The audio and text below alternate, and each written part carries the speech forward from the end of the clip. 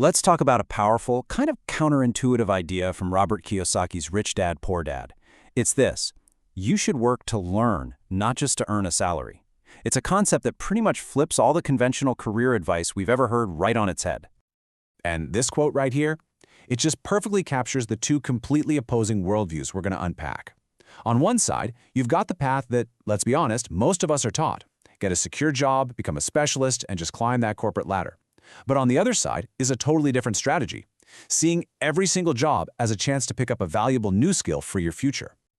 It's a real paradox, isn't it? I mean, we all know someone who is brilliant, an amazing artist, a genius mechanic, a doctor, a writer. They are absolute masters of their craft, but somehow they're barely making ends meet. The argument here is that it's not about what they know, it's about what they don't know. And figuring out that missing piece is exactly what we're going to do. Okay, so let's break down these two different mindsets, because when you boil it all down, it really comes down to a choice. Are you playing for short-term security, or are you investing in long-term learning? What's so fascinating here is the difference in the timeline. The Poor Dad's focus is all about the short term, right? It's about this month's paycheck, the next promotion, the comfort and safety of being a specialist. But the Rich Dad's focus is all about the long game. It's about becoming more of a generalist, knowing a little about a lot of things, and building this foundation of skills that eventually, that's what leads to true financial independence. So this focus on getting really good at just one thing, well, it can sometimes become a trap. And there's a fantastic story in the book that illustrates this perfectly. So, Kiyosaki meets this young journalist in Singapore, and she's a phenomenal writer. You know, her style is clear, super engaging. She tells him her big dream is to become a best-selling author, but she's really frustrated because her amazing novels are just not going anywhere. So she asks him for advice. And Kiyosaki's advice was pretty simple. He told her to go take a course on sales. Her reaction? Oh, she was horrified, insulted even. She had a master's degree in English literature.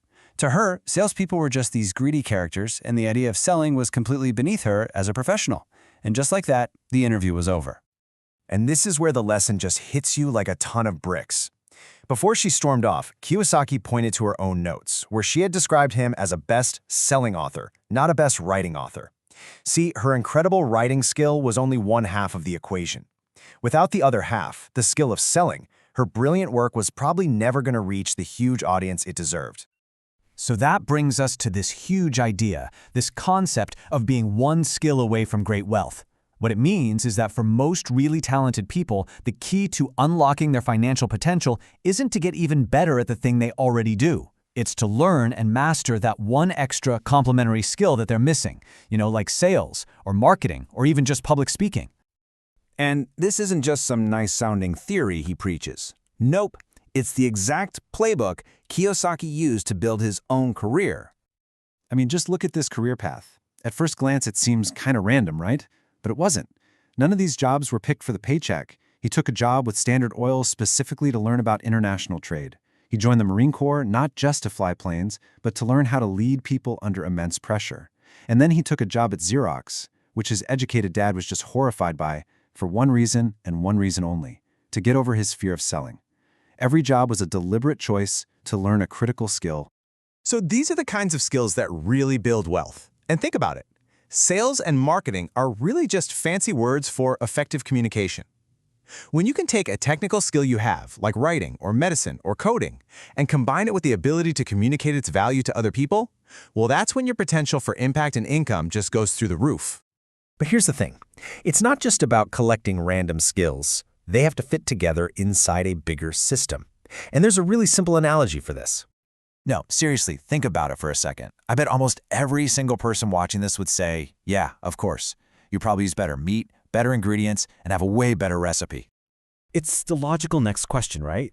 If your product, your hamburger, is so much better, why is their business infinitely more successful than yours? And the answer is actually really simple. McDonald's might not have the world's best hamburger, but they have the world's best business systems. They've completely mastered sales, marketing, accounting, operations, and delivery on a global scale. The reason so many talented people are poor is that they spend all their time focused on building a better hamburger, but they know next to nothing about the systems required to actually sell and deliver it. So this brings us to the final, and maybe the most important takeaway. It's all about shifting your perspective, away from the short-term paycheck and toward the long-term dividend you get from learning. Now, this is a pretty harsh line, but man, it sticks with you.